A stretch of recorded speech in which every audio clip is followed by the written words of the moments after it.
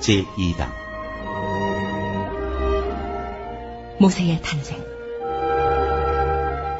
레위 가문의 한 남자가 레위 가문의 한 여자를 아내로 맞이하였다. 그 여자가 임신을 하여 아들을 낳았는데 그 아이가 하도 잘생겨서 남이 모르게 석 달 동안이나 길렀다. 그러나 더 이상 숨길 수가 없어서 갈대 상자를 구하여다가 역청과 송진을 바르고 아이를 거기에 담아 강가의 갈대 사이에 놓아두었다. 그 아이의 누이가 멀찍이 서서 아이가 어떻게 되는지를 지켜보고 있었다. 마침 바로의 딸이 목욕을 하려고 강으로 내려왔다. 시녀들이 강가를 거닐고 있을 때 공주가 갈대 숲속에 있는 상자를 보고 시녀 한 명을 보내서 그것을 가져오게 하였다. 열어보니 거기에 남자아이가 울고 있었다. 공주가 그 아이를 불쌍히 여기면서 말하였다. 이 아이는 틀림없이 히브리 사람 아이로구나. 그때 그 아이의 누이가 나서서 바로의 딸에게 말하였다. 제가 가서 히브리 여인 가운데서 아기에게 젖을 먹일 유모를 데려다 드릴까요? 바로의 딸이 대답하였다. 그래, 어서 데려오너라. 그 소녀가 가서 그 아이의 어머니를 불러왔다. 바로의 딸이 그에게 말하였다. 이 아이를 데리고 가서 나를 대신하여 젖을 먹여다오. 그렇게 하면 내가 너에게 삭슬 주겠다. 그래서 그 여인은 그 아이를 데리고 가서 젖을 먹였다. 그 아이가 다 자란 다음에 그 여인이 그 아이를 바로의 딸에게 데려다주니 공주는 이 아이를 양자로 삼았다. 공주는 내가 그를 물에서 건졌다 하면서 그의 이름을 모세라고 지었다. 모세가 미디안으로 피하다. 세월이 지나 모세가 어른이 되었다. 어느 날 그는 왕궁 바깥으로 나가 동족에게로 갔다가 그들이 고되게 노동하는 것을 보았다. 그때 그는 동족인 히브리 사람이 이집트 사람에게 매를 맞는 것을 보고 좌우를 살펴서 사람이 없는 것을 확인하고 그 이집트 사람을 쳐 죽여서 모래 속에 묻어버렸다. 이튿날 그가 다시 나가서 보니 히브리 사람 둘이 서로 싸우고 있었다. 그래서 그는 잘못한 사람에게 말하였다. 당신은 왜 동족을 때리오? 그러자 그 사람은 대들었다. 누가 당신을 우리의 지도자와 재판관으로 세웠단 말이오? 당신이 이집트 사람을 죽이더니 이제는 나도 죽일 작정이오. 모세는 일이 탄로난 것을 알고 두려워하였다. 바로가 이 일을 전하여 듣고 모세를 죽이려고 찾았다. 모세는 바로를 피하여 미디안 땅으로 도망쳐서 거기에서 머물렀다. 어느 날 그가 우물가에 앉아있을 때이다. 미디안 제사장에게 7딸이 있었는데 그 딸들이 그리로 와서 물을 길어 구유에 부으며 아버지 양떼에게 물을 먹이려고 하였다. 그런데 목자들이 나타나서 그들을 쫓아버렸다. 그래서 모세가 일어나서 그 딸들을 놓아 양떼에게 물을 먹였다. 그들이 아버지 르우엘에게 돌아갔을 때에 아버지가 그들에게 물었다. 너희가 오늘은 어떻게 이렇게 일찍 돌아왔느냐? 그들이 대답하였다. 어떤 이집트 사람이 목자들의 손에서 우리를 구하여주고 우리를 도와서 물까지 길어 양떼에게 먹였습니다. 아버지가 딸들에게 말하였다. 그 사람이 어디에 있느냐? 그런 사람을 그대로 두고 오다니 어찌 그럴 수가 있느냐? 그를 불러다가 음식을 대접해라. 르우엘은 모세가 기꺼이 자기와 함께 살겠다고 하므로 자기 딸 시보라를 모세와 결혼하게 하였다. 시보라가 아들을 낳으니 모세는 내가 낯선 땅에서 나그네가 되었구나 하면서 아들의 이름을 게르솜이라고 지었다. 세월이 많이 흘러서 이집트의 왕이 죽었다. 이스라엘 자손이 고된 일 때문에 탄식하며 부르짖으니 고된 일 때문에 부르짖는 소리가 하나님께 이르렀다. 하나님이 그들의 탄식하는 소리를 들으시고 아브라함과 이삭과 야곱에게 세우신 언약을 기억하시고 이스라엘 자손의 종살이를 보시고 그들의 처지를 생각하셨다.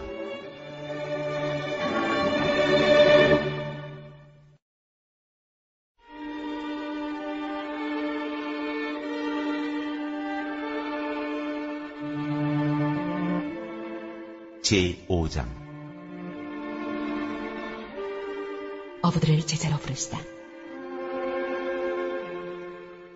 예수께서 게네사렛 호숫가에 서 계셨다. 그때에 무리가 예수께 밀려와 하나님의 말씀을 들었다.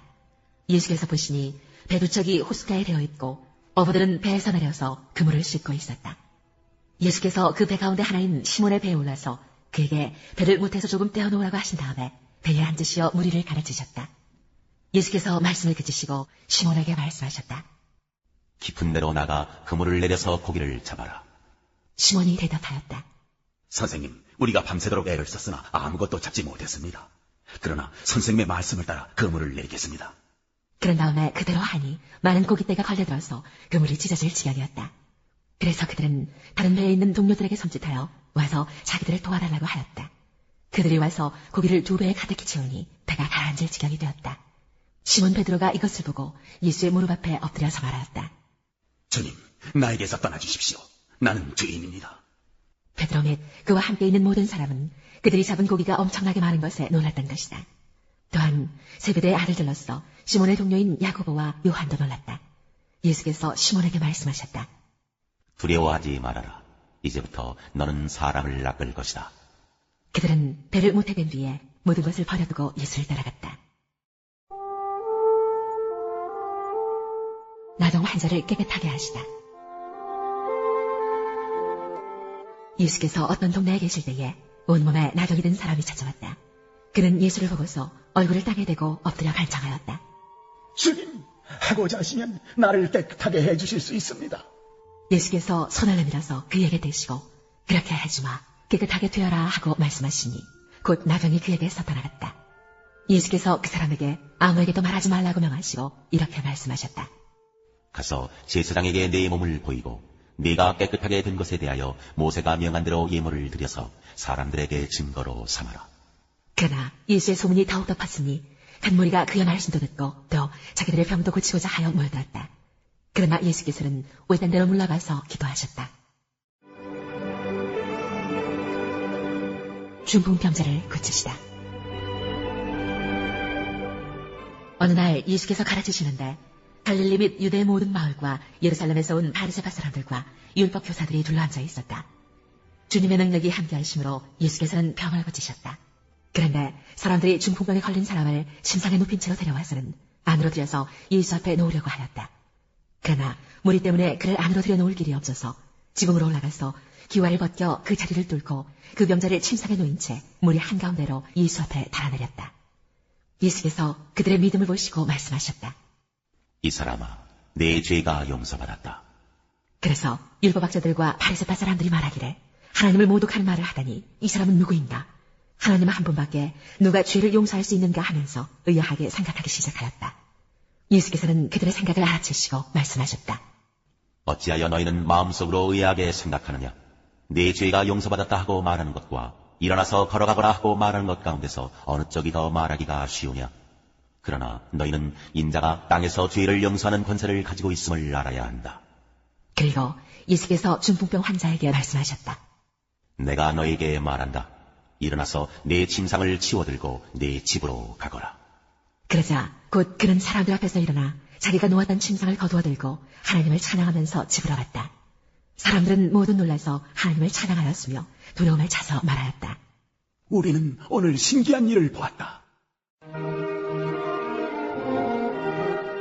레위를 부르시다.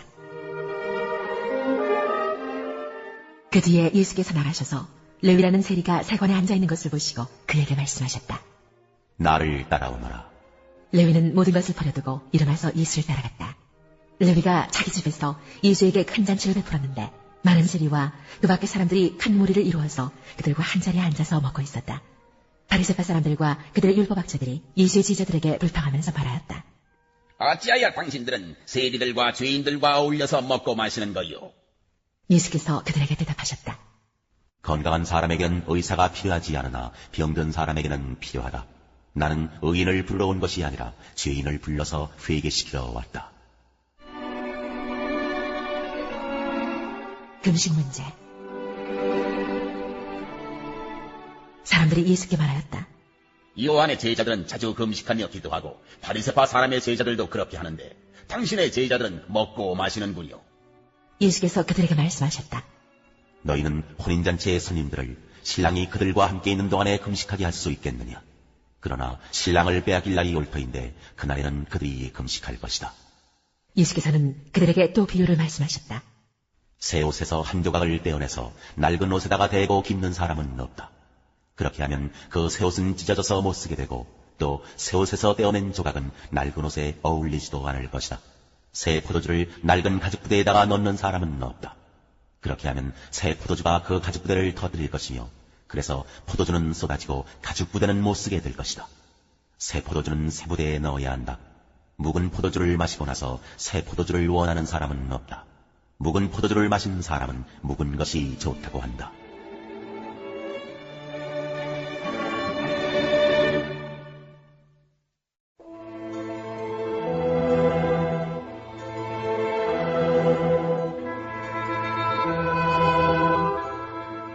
제19장 유의 대답. 욥이 대답하였다. 네가 언제까지 내 마음을 괴롭히며 어느 때까지 말로써 나를 산산조각 내려느냐? 너희가 나를 모욕한 것이 이미 수십 번이거늘 그렇게 나를 학대하고도 부끄럽지도 않으냐? 참으로 내게 잘못이 있다 하더라도 그것은 내 문제일 뿐이고 너희를 괴롭히는 것은 아니다. 너희 생각에는 너희가 나보다 더 낫겠고 내가 겪는 이 모든 고난도 내가 지은 죄를 증명하는 것이겠지. 그러나 이것만은 알아야 한다. 나를 풍지로 몰아넣으신 분이 하나님이시고 나를 그물로 덮어 씌우신 분도 하나님이시다. 폭력이다 하고 부르짖어도 듣는 이가 없다. 살려달라고 부르짖어도 귀를 기울이는 이가 없다. 하나님이 내가 가는 길을 높은 담으로 막으시니 내가 지나갈 수가 없다. 내 가는 길을 어둠으로 가로막으신다. 내 영광을 거두어 가시고 머리에서 면류관을 벗겨 가셨다. 내 온몸을 두들겨 패시니 이젠 내게 희망도 없다. 나무 뿌리를 뽑듯이 내 희망을 뿌리째 뽑아버리셨다. 하나님이 내게 불같이 노하셔서 나를 적으로 여기시고 나를 치시려고 군대를 보내시니 그 군대는 나를 치려고 길을 닫고 내 집을 포위하였다. 그가 내 가족을 내게서 멀리 떠나가게 하시니 나를 아는 이들마다 낯선 사람이 되어버렸다. 친척들도 나를 버렸으며 가까운 친구들도 나를 잊었다. 내 집에 머무르는 나그네와 내 여종들까지도 나를 낯선 사람으로 대하니 그들의 눈에 나는 완전히 낯선 사람이 되고 말았다. 종은 불러도 대답조차 안 하니 내가 그에게 애걸하는 신세가 되었고 아내조차 내가 살아 숨쉬는 것을 싫어하고 친형제들도 나를 역겨워한다. 어린 것들까지도 나를 무시하며 내가 일어나기만 하면 나를 구박한다. 친한 친구도 모두 나를 꺼리며 내가 사랑하던 이들도 내게서 등을 돌린다. 나는 피골이 상접하여 뼈만 낭상하게 드러나고 잇몸으로 겨우 연명하는 신세가 되었다. 너희는 내 친구들이니 나를 너무 구박하지 말고 불쌍히 여겨다오. 하나님이 손으로 나를 치셨는데 어찌하여 너희마저 마치 하나님이라도 된 듯이 나를 핍박하느냐? 내 몸이 이 꼴인데도 아직도 성에 차지 않느냐? 아, 누가 있어 내가 하는 말을 듣고 기억하여 주었으면, 누가 있어 내가 하는 말을 비망록에 기록하여 주었으면, 누가 있어 내가 한 말이 영원히 남도록 바위에 글을 새겨 주었으면. 그러나 나는 확신한다. 내 구원자가 살아계신다. 나를 돌보시는 그가 땅 위에 우뚝 서실 날이 반드시 오고야 말 것이다. 내 살갗이 다 썩은 다음에라도, 내 육체가 다 썩은 다음에라도 나는 하나님을 배울 것이다. 내가 그를 직접 뵙겠다. 이 눈으로 직접 뵐 때에 하나님이 낯설지 않을 것이다. 내 간장이 다 녹는구나. 나는 너희가 무슨 말을 할지 잘 알고 있다. 너희는 내게 고통을 줄 궁리만 하고 있다. 너희는 나를 칠 구실만 찾고 있다. 그러나 이제 너희는 칼을 두려워해야 한다. 칼은 바로 죄 위에 내리는 하나님의 분노다. 너희는 심판하시는 분이 계시다는 것을 알아야 할 것이다.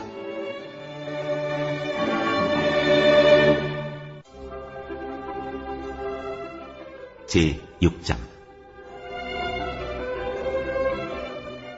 세상 법정에 고소하지 말라.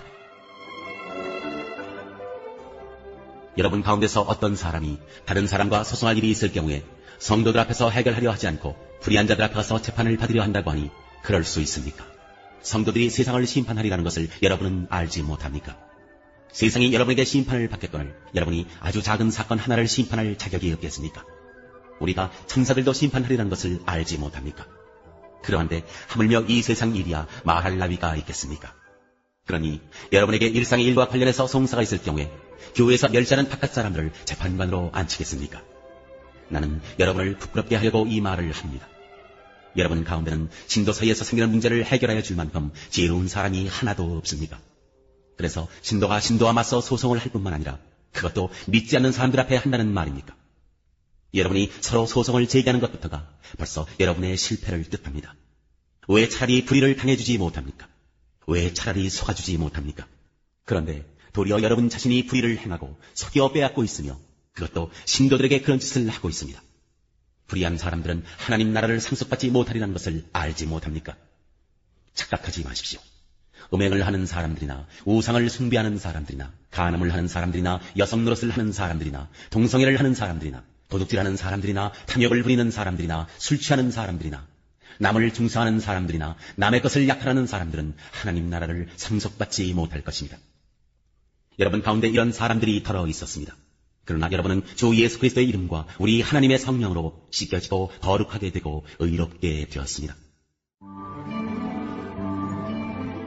몸으로 하나님을 영화롭게 하라. 모든 것이 나에게 허용되어 있습니다. 그러나 모든 것이 유익한 것은 아닙니다. 모든 것이 나에게 허용되어 있습니다. 그러나 나는 아무 것에도 제재를 받지 않겠습니다. 음식은 배를 위한 것이고 배는 음식을 위한 것입니다. 그러나 하나님께서는 이것도 저것도 다 없애버리실 것입니다. 몸은 음행을 위하여 있는 것이 아니라 주님을 위하여 있는 것이며 주님은 몸을 위하여 계십니다. 하나님께서 주님을 살리셨으니 그의 권능으로 우리도 살리실 것입니다. 여러분의 몸이 그리스도의 지체라는 것을 알지 못합니까? 그런데 내가 그리스도의 지체를 떼어다가 장녀의 지체를 만들 수 있겠습니까? 그럴 수 없습니다. 장녀와 합하는 사람은 그와 한 몸이 된다는 것을 알지 못합니까? 두 사람이 한 몸이 될 것이다 하신 말씀이 있습니다. 그러나 주님과 합하는 사람은 그와 한 영이 됩니다. 음행을 피하십시오. 사람이 짓는 다른 모든 죄는 자기 몸 밖에 있는 것이지만 음행을 하는 자는 자기 몸에다가 죄를 짓는 것입니다. 여러분의 몸은 여러분 안에 계신 성령의 성전이라는 것을 알지 못합니까? 여러분은 성령을 하나님으로부터 받아서 모시고 있습니다. 여러분은 여러분 자신의 것이 아닙니다. 여러분은 하나님께서 값을 치르고 사들인 사람입니다. 그러므로 여러분의 몸으로 하나님을 영화롭게 하십시오.